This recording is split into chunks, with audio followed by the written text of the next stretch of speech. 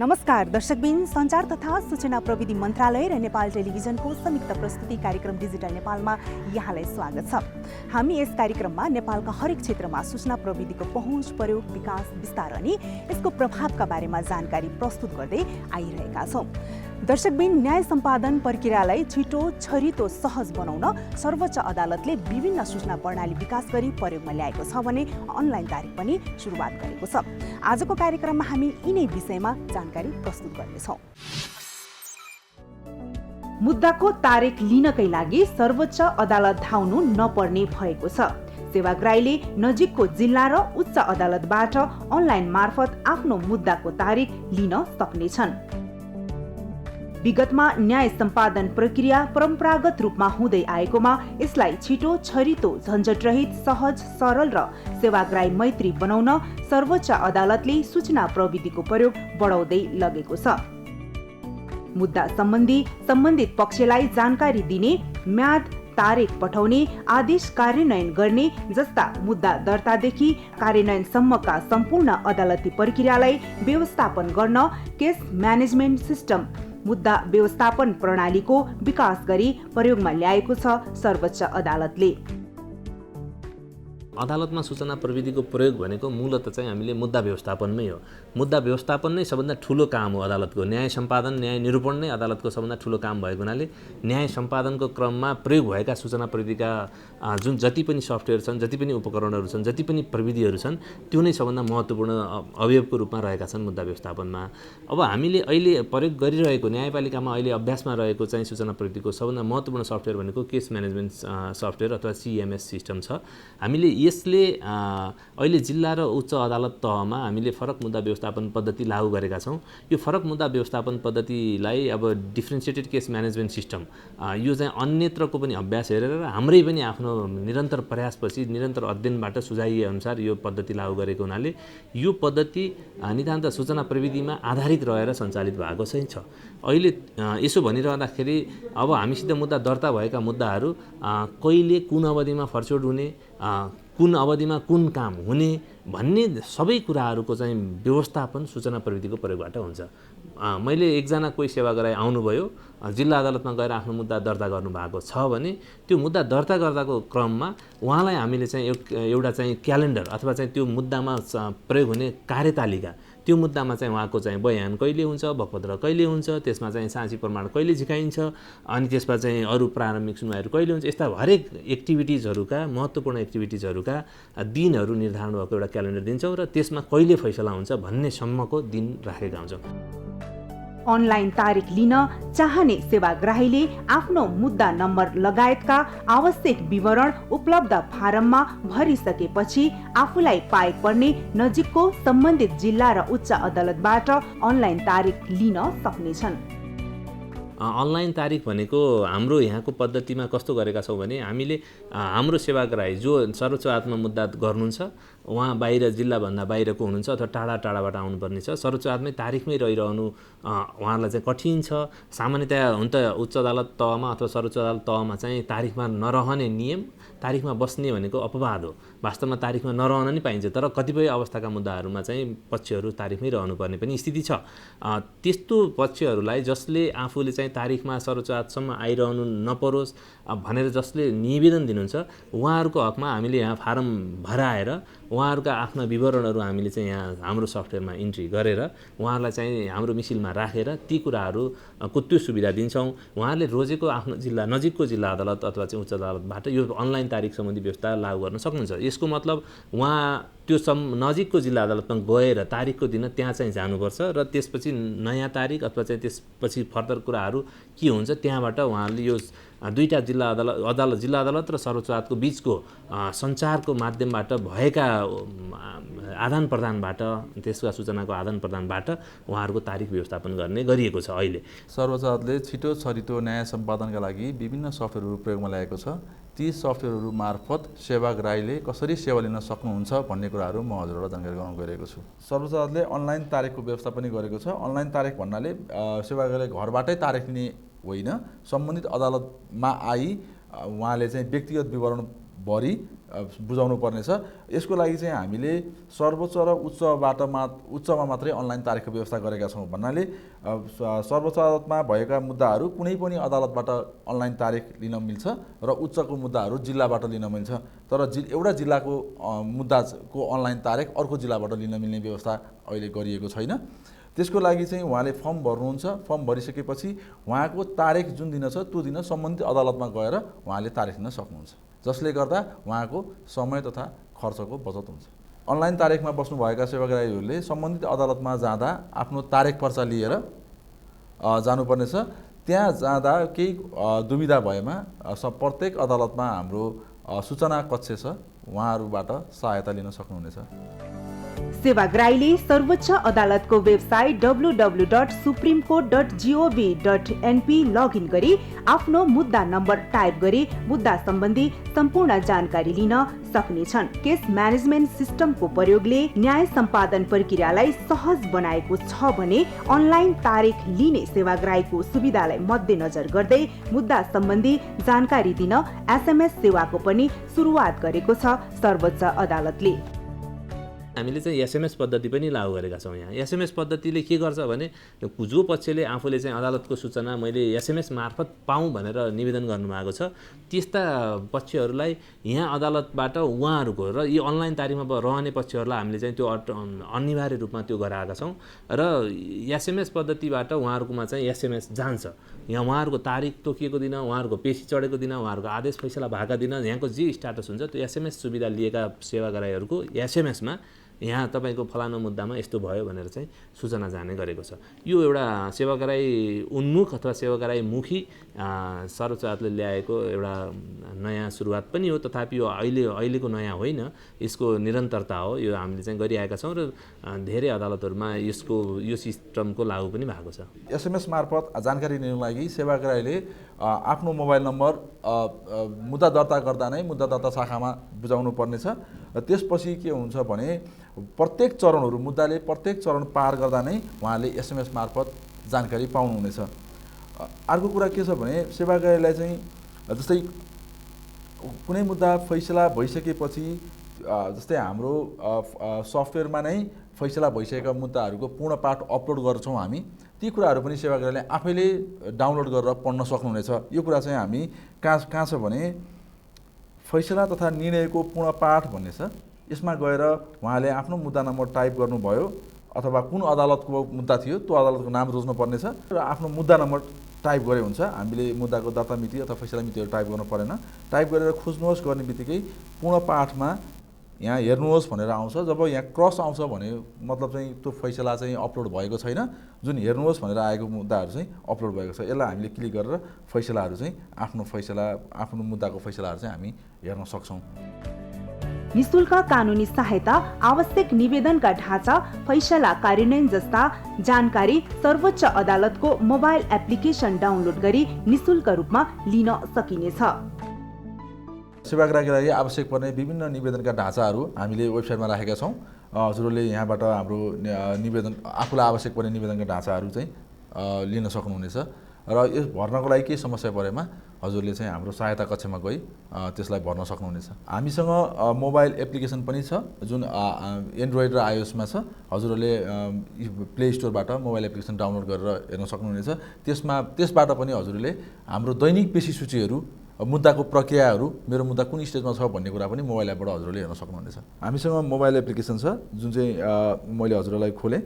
यसमा हजुरले दैनिक पेशी सूचीहरू, जिल्ला तथा उच्च अथवा सर्वोच्चको पेशी सूचीहरू हेर्न सक्नुहुनेछ। आफ्नो मुद्दाको जानकारी लिन सक्नुहुनेछ। अर्को भनेको मुद्दाको प्रक्रिया विवरण पनि हेर्न सक्नुहुनेछ। हजुरले मुद्दा नम्बर टाइप गरेर यहाँबाट खोज्नुभयो भने मेरो मुद्दा कहिले तारिख छ अथवा पेशी छ भन्ने कुराहरू हजुरले देख्न सक्नुहुनेछ। मोबाइल एप्लिकेसनमा हामीले वैतनिक कानुन व्यवसायीहरूको मोबाइल नम्बर अथवा जिल्ला अदालतको सेवाको नम्बर पनि राखेका छौँ।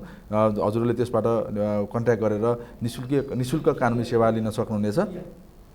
र अर्को छ हाम्रो चाहिँ आदेश र फैसलाको पूर्ण पाठको लागि चाहिँ हामीले आदेश र तथा फैसला भन्ने एउटा ट्याब छ। त्यहाँ गएर हजुरहरूले हेर्न सक्नुहुनेछ। जुन महत्त्वपूर्ण फैसलाहरू सर्वोच्च अदालतबाट भएका महत्त्वपूर्ण फैसलाहरू चाहिँ हजुरहरूले पढ्न सक्नुहुनेछ।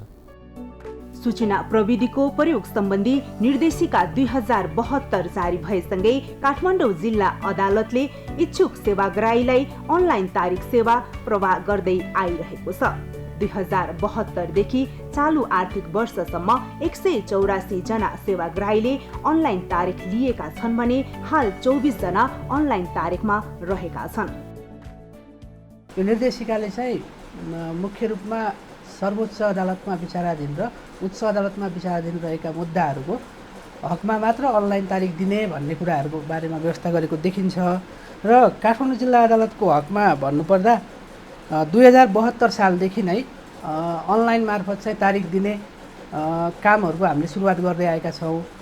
हाल चाहिँ जम्मा यो आर्थिक वर्षमा 34 जनाले चाहिँ अनलाइन तारिख लिइरहनु भएको छ, लिइरहेको अवस्था छ भने अहिले चाहिँ जम्मा 24 जना हुनुहुन्छ र उहाँहरू चाहिँ भ्याली बाहिरको उच्च अदालतमा विचाराधीन मुद्दामा तारिख लिइरहनु भएको पक्षहरू जो हुनुहुन्छ उहाँहरूले चाहिँ यहाँबाट तारिख लिएर चाहिँ लिइरहेको अवस्था चाहिँ छ। अहिले परम्परागत रूपमा हुँदै आइरहेको न्याय सम्पादन प्रक्रियालाई प्रविधिमा रूपान्तरण गरिएसँगै मुद्दा प्रक्रियामा प्रयोग हुने सेवाग्राहीका महत्त्वपूर्ण अनि संवेदनशील तथ्याङ्कहरूको सुरक्षालाई मध्यनजर गर्दै यी प्रणालीको विकास गरिएको छ। न्यायपालिकाको सूचना प्रविधि जस्तै हामीसँग आफ्नै सर्भर छ, सर्वोच्च अदालतसँग आफ्नै सर्भर छ। डाटा सेन्टर चाहिँ हाम्रो डिजास्टर रिकभरी सेन्टर भन्छ हामीले हेटौडामा, त्यहाँ पनि हाम्रो डाटा माइग्रेट हुन्छ प्रत्येक दिन। डिआर सेन्टर पनि हेटौडामा हाम्रो छ। त्यसको साथसाथै के छ भने अनि महत्त्वपूर्ण कुरा के हो भनेदेखि हामीले महसुस गरेका सफ्टवेयरहरूको निर्माण चाहिँ हामी इन हाउस गर्छौँ, हामीले आउटसोर्सिङमा भएको छैन। हाम्रो सबै यहाँ सूचना प्रविधिको हाम्रो साथीहरूले चाहिँ बनाउनुहुन्छ। हाम्रो सफ्टवेयर चाहिँ सबै इन हाउस नै बनाएको छ, हामीले आउटसोर्सिङ गरेका छैनौँ। र अब मुख्य उद्देश्य भने त हामीले सेवाग्राही भनौँ, हामीले फेरि सफ्टवेयर बनाउँदाखेरि 2 किसिमको सफ्टवेयर बनाएको छौँ भनेको एउटा हाम्रो आन्तरिक प्रयोजनका लागि, एउटा सेवाग्राही प्रयोजनका लागि। आफ्नो दैनिक कार्य सम्पादनदेखि सेवा प्रवाहलाई प्रविधि मैत्री बनाएको सर्वोच्च अदालतले जिल्ला, उच्च र सर्वोच्च तीनै तहका अदालतमा सूचना प्रविधिको विकसित प्रणालीको प्रभावकारी प्रयोगका लागि कर्मचारीलाई आवश्यक तालिम पनि सञ्चालन गर्दै आइरहेको छ। हाम्रो प्रत्येक अदालतमा चाहिँ हाम्रो आइटी पर्सनहरू हुनुहुन्छ। एउटा चाहिँ अब हाम्रो सपोर्ट र केही अदालतमा अधिकृत स्तरको कर्मचारीहरू हुनुहुन्छ। र हामीले भनौँ बनाएको सफ्टवेयर अथवा कुनै सफ्टवेयरमा परिवर्तन गर्नु पर्यो भने एउटा त हामी एउटा तालिम मार्फत पनि हामी तल समन्वय भनौँ न सबैलाई जानकारीको दिने कुराहरू भए, नत्र हामीले चाहिँ त्यही सूचना प्रविधिको कर्मचारी मार्फत चाहिँ जानकारी दिएर उहाँहरूलाई दक्ष बनाएर त्यहाँ मार्फत चाहिँ सिकाउने गरेका छौँ। हामीले खास चाहिँ समन्वय भनेको त्यो हुन्छ। र अर्को कुरा चाहिँ अब केन्द्रमै हामी सबै केन्द्रबाटै ह्यान्डल गरेका छौँ, हाम्रो सफ्टवेयर चाहिँ केन्द्रबाटै हुन्छ। त्यसले गर्दाखेरि विभिन्न आएको हामी चाहिँ सुझावहरू सङ्कलन गरेर त्यस संसारको हामी चाहिँ परिवर्तनहरू गर्दै छौँ। हाम्रो परिवेशमा सुरुवाती चरणमा रहेको छ सूचना प्रविधि भने अभ्यस्त भइ नसकेका प्रयोगकर्ता। यसलाई मध्यनजर गर्दै आफ्ना सेवाग्राहीको सहजताका लागि सूचना तथा सहयोग कक्ष प्रत्येक अदालतमा राखिएको छ। त्यसैगरी न्याय सम्पादन प्रक्रिया सम्बन्धी विभिन्न जानकारीमूलक कार्यक्रम पनि सञ्चालन गर्दै आइरहेको छ भने यस्ता कार्यक्रमलाई आफ्नो रणनीतिक योजनामा समेत प्राथमिकताका साथ राखेको छ सर्वोच्च अदालतले। न्यायपालिकाले आफूले के कामहरू गर्दैछ, के गरिरहेको छ भन्ने कुराको जानकारी सेवाग्राहीसम्म नपुर्याउँदाखेरि हामीले गरिआएको सुधारका कुराहरूले सार्थकता नपाएको हामीलाई महसुस भएको छ। त्यो कुरा हो सत्य। त्यसै भएर अहिले न्यायपालिकाको 4थो पञ्चवर्षीय रणनीतिक योजनामा पनि हामीले चाहिँ जुडिसियल आउटरिच कार्यक्रम अथवा न्यायिक बाह्य पहुँच भनेर अदालतले आफ्ना केही कुराहरू भएका केही सुविधाहरू अदालतले आफूले सेवा प्रवाह गर्दाखेरि अवलम्बन गर्ने कार्यविधिहरूका बारेमा सम्बन्धित सेवाग्राहीहरू समक्ष सबै ठाउँमा जान सकिँदैन होला, तर सम्बन्धित सेवाग्राहीहरूसँग त्यसै गरी कतिपय विश्वविद्यालयका विद्यालयका चाहिँ विद्यार्थीहरू माझ अदालत भनेर यस्ता विविध कार्यक्रमहरू गरेर हामीले चाहिँ अदालतबाट पनि गएका छौँ र कतिपय विद्यार्थीहरूको नियमित भ्रमणको क्रममा अदालतमा आउने क्रममा अथवा चाहिँ त्यस्ता सेवाग्राहीहरू आउने क्रममा पनि यो कुराको जानकारी गराइएको छ। तथापि यो पर्याप्त नहुन सक्छ। यसको हाम्रो लक्षित वर्ग ठुलो छ, अदालतको आफ्नो चाहिँ बाह्य पहुँचका गतिविधिहरू कम छन्, हामीले चाहिँ सबै ठाउँमा जान सक्दैनौँ। त्यसै हुनाले यो पद्धतिको प्रयोगको लागि हामीसित सबभन्दा महत्त्वपूर्ण हाम्रो चाहिँ साझेदारी अथवा चाहिँ सरकारवाला निकाय भनेको नेपाल बार एसोसिएसन र महान्यायदेवता कार्यालयहरू। उहाँहरूले आफ्ना क्लाइन्टहरू हामीसित क्लाइन्ट कोही आउँछन् भने माध्यम भनेको बार एसोसिएसन अथवा चाहिँ महान्यायदेवता कार्यालय मार्फत हो। उहाँहरूका पक्षहरूलाई उहाँहरूले चाहिँ त्यो सेवाग्राहीहरूलाई त्यहाँ त्यो पनि विषयको जानकारी गराइदिनुहोस् भन्ने अपेक्षा हामीसित निरन्तर रूपमा हामीले बारसित पनि गरेका छौँ र बारका अन्तर्क्रिया मिटिङ बाह्य पहुँचका कार्यक्रमहरूमा बार तथा सरकारी वकिललाई पनि सँगसँगै लगेर हाम्रा आफ्ना गरिएका कामहरू र हामीले यहाँबाट प्रदान गर्ने सेवा सुविधा अदालतका क्रियाकलापहरूको बारेमा जानकारी गराउने, यहाँ लाग्ने दस्तुरहरूका बारेमा जानकारी गराउने, यहाँको कार्यविधिका कुराहरू, सरलीकरणका कुराहरू, यी सबै कुराहरू बारेमा जानकारी गराउँछौँ। सँगसँगै हामीसित हरेक अदालतमा सूचना तथा सहयोग कक्ष छ। सूचना तथा सहयोग कक्ष हजुरले यहाँ पनि देख्न सक्नुहुन्छ। त्यहाँ गएर कोही यदि सेवाग्राही आफैले सोध्नुभयो भने हामीले चाहिँ उहाँहरूलाई यी विषयहरूका बारेमा सहजीकरण गराउँछौँ। र हरेक अदालतमा यो अहिले मैले भने हामीसित जिल्ला उच्च सबै तहका अदालतमा सूचना सहयोग कक्षले पनि यदि कोही सेवाग्राहीले त्यो जान्नु भएको छैन भने त्यस्तो कुराहरू हुन्छ। बदलिदो परिवेश, प्रविधिको क्षेत्रमा भइरहने परिवर्तन, विकास, पर्याप्त साधन स्रोतको कमी आदि चुनौतीका बावजुद न्यायपालिका अन्तर्गतका सबै अदालत, न्यायाधिकरण, विशेष न्यायाधिकरण आदिलाई प्रविधिमा रूपान्तरण गर्न 10 वर्षे गुरियोजना बनाई अगाडि बढेको छ सर्वोच्च अदालत। हामीले यो पद्धति अवलम्बन गऱ्यौँ। अब हामी हिजोभन्दा आजभन्दा भोलि फड्को मारेर अगाडि बढ्नुपर्ने चुनौती छ।